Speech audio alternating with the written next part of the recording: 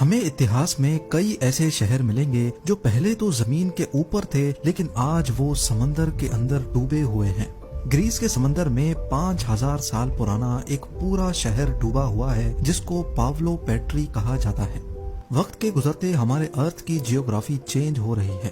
Global warming کی وجہ سے اوشنز کا پانی بڑھ رہا ہے اور اس بات میں کوئی شک نہیں ہے کہ آنے والے سالوں میں دنیا کے کئی چھوٹے بڑے شہر پورے کے پورے پانی کے اندر ہوں گے۔ اس گلوبل وارمنگ کے نتیجے میں انڈیا، پاکستان اور بنگلہ دیش کے کون کون سے شہر کتنے اور کب ڈوبیں گے، یہی سب کچھ آپ آج جاننے والے ہیں۔ زیم ٹی وی کی ویڈیوز میں ایک بار پھر سے خوش آمدید۔ ناظرین، کہیں نہ کہیں ہم سب نے گلوبل وارمنگ کا نام سن رکھا ہے۔ ہمارے پلانٹ کا ایوریج ٹیمپریچر دن بدن بڑھتا جا رہا ہے جس کی وجہ سے گلیشیئرز تیزی سے پگھل رہے ہیں۔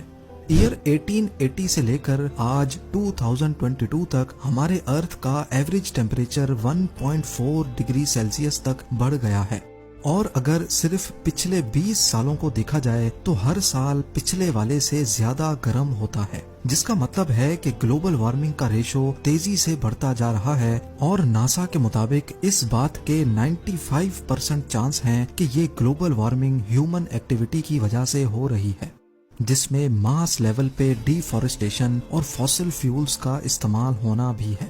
فاسل فیولز کے جلنے کی وجہ سے مختلف گیسز ایٹماسفیئر میں اکٹھی ہو کر گرین ہاؤس ایفیکٹ پیدا کر دیتی ہیں۔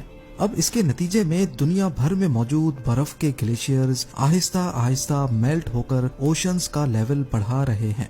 فاسل فیول استعمال کرنے سے پہلے ہی ایئر 1800 سے لے کر 1900 تک اوشنز کا لیول 6 سینٹی میٹرز تک بڑھ چکا تھا، یعنی تقریباً 2.5 انچ۔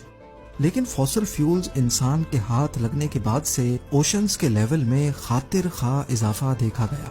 ایئر 1900 سے لے کر 2000 تک اوشن لیولز میں 19 سینٹی میٹرز کا اضافہ دیکھا گیا ہے، جو پچھلے 100 سالوں کے مقابلے میں قریب 3 ٹائمز زیادہ ہے۔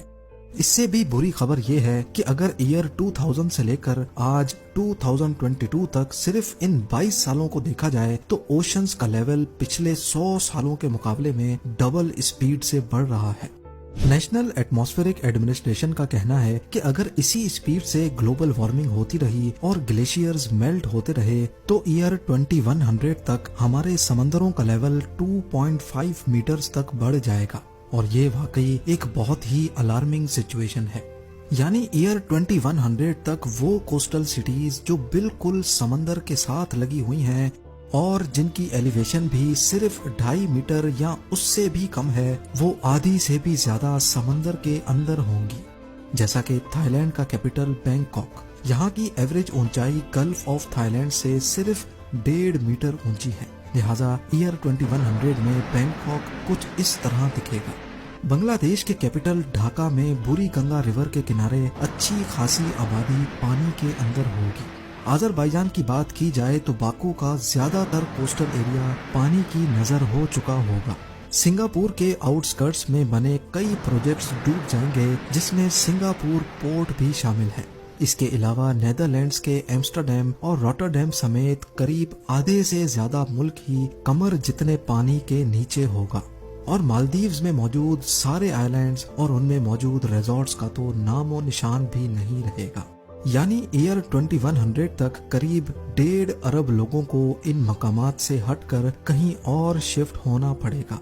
اب یہ تو ہم نے بات کی صرف اس سچویشن کی جب 80 سالوں کے بعد سمندروں کا لیول 2.5 میٹر بڑھے گا، لیکن ورسٹ کیس سینیریو یہ ہے کہ اگر دنیا میں موجود تمام گلیشیئرز میلٹ ہو گئے تو تب کیا ہوگا۔ ایک ایسٹیمیٹ کے مطابق اگر میلٹنگ ریٹ اسی اسپیڈ سے چلتا رہا تو 5000 سالوں کے بعد پورا Greenland, Arctic region, Iceland اور تمام گلیشیئرز میلٹ ہو جائیں گے، اور ان کی وجہ سے ہمارے اوشنز کا لیول 70 میٹر تک بڑھ جائے گا۔ لیکن ضروری نہیں ہے کہ یہ نوبت 5000 سالوں کے بعد ہی آئے۔ جس تیزی سے انسان دن بدن نیچرل ریسورسز کو ایبیوز کر کے آب و ہوا کو خراب کر رہا ہے، لگتا یہ ہے کہ یہ نوبت 2000 سالوں میں ہی آ جائے گی۔ تو اس سچویشن میں ہمارا ارتھ کیسا دکھے گا، اور سب سے بڑھ کر یہ کہ ہمارے سب کانٹیننٹ میں انڈیا، پاکستان اور بنگلہ دیش کے کون کون سے شہر انڈر واٹر سٹیز کی داستان بن کر رہ جائیں گے۔ سب سے پہلے ہم شروع کرتے ہیں بے آف بنگال سے۔ آپ کو شاید یہ دیکھ کر شوق لگے گا کہ قریب پورا کا پورا بنگلہ دیش بے آف بنگال کی لپیٹ میں ہوگا، اور اگر اس کے کیپٹل ڈھاکہ کی بات کی جائے تو یہ 30 میٹر 100 فٹ گہرے پانی کے اندر ڈوب چکا ہوگا۔ اس کے ساتھ ساتھ بے آف بنگال انڈیا کے کئی حصوں پہ بھی اپنا قبضہ جما لے گا، جیسا کہ آپ دیکھ سکتے ہیں کہ کولکاتہ سے لے کر مالٹا اور پٹنہ سمیت مظفر پور تک یہ سارا ریجن سمندر کے نیچے ہوگا۔ بے آف بنگال کا کوسٹ جو آج بنگلہ دیش اور انڈیا پہ لگتا ہے، 70 میٹرز بڑھنے کے بعد وہ نیپال اور بھوٹان کا کوسٹ کہلایا جائے گا۔ اسی طرح جہاں ابھی ایسٹ انڈین کوسٹ ہے وہ 50 کلومیٹر تک اندر کی طرف کھسک جائے گا، جس کی وجہ سے یہاں بھاری آبادی والے شہر بری طرح سے اثر انداز ہوں گے۔ اگر ہم صرف چنئی کی بات کریں تو یہ 200 فٹ پانی کے اندر ہوگا۔ 1959 میں کنسٹرکٹ کی گئی چنئی میں موجود LIC بلڈنگ، جو ایک وقت انڈیا کی سب سے اونچی بلڈنگ ہوا کرتی تھی، وہ پوری کی پوری بلڈنگ پانی کے اندر ہوگی۔ چنئی سے ہوتے ہوئے پانی کا لیول تمل ناڈو اور آندھرا پردیش کے بارڈر پہ جا لگے گا۔ انڈیا کے ویسٹرن کوسٹ پہ نظر دوڑائی جائے تو 70 میٹرز بڑھنے کے بعد نارتھ اور ساؤتھ گوا کے تمام بیچ ریزورٹس ملیا میٹ ہو جائیں گے۔ نہ ہی ممبئی بچے گا اور نہ ہی نوی ممبئی، کیونکہ یہ پورا ایریا آل دا وے گجرات کے بارڈر تک 54 میٹرز یعنی 177 فیٹ گہرے پانی کی نظر ہو چکا ہوگا۔ یعنی ممبئی کا لودھا ٹرمپ ٹاور اگر تب تک بچ گیا ہوگا تو اس کے 15th فلور تک انڈین اوشن کا راج ہوگا۔ آگے بڑھ کر اگر گجرات کی بات کی جائے تو یقیناً آپ یہ جان کر حیران رہ جائیں گے کہ گجرات ایک آئی لینڈ بن چکا ہوگا، جیسا کہ آپ بھی دیکھ سکتے ہیں کہ 70 میٹرز بڑھنے کے بعد عریبین سی کے پانی نے گجرات کو انڈیا سے الگ کر دیا ہے۔ اور اگر تب تک انسان کی نسل بچی تو احمد آباد شاید کوئی بیچ ریزورٹ میں کنورٹ ہو جائے گا، کیونکہ عریبین سی کا بارڈر آگے بڑھ کر احمد آباد تک جا لگے گا۔ اب آ جاتے ہیں پاکستان پر۔ حیرت انگیز طور پہ پاکستان کی پوری سندھ پروونس ہی عریبین سی کی لپیٹ میں آ چکی ہوگی۔ کراچی سے لے کر حیدرآباد، نواب شاہ، سکھر سے ہوتے ہوئے جیکوب آباد تک 400 کلومیٹرز میں آنے والی تمام میجر سٹیز کئی 100 فٹ پانی کے اندر گمنام شہروں کی شکل اختیار کر لیں گی۔ آبادی کے حساب سے دنیا کا 7واں بڑا شہر کراچی 190 فیٹ عریبین سی کے باٹم پہ ہوگا۔ جو آج یہاں جانی مانی بلڈنگز اور اسکائی اسکریپرز ہیں وہ سمندر کے اندر موجود اس وقت کی انڈر واٹر ڈسکوریز میں شاید دکھائی جائیں گی۔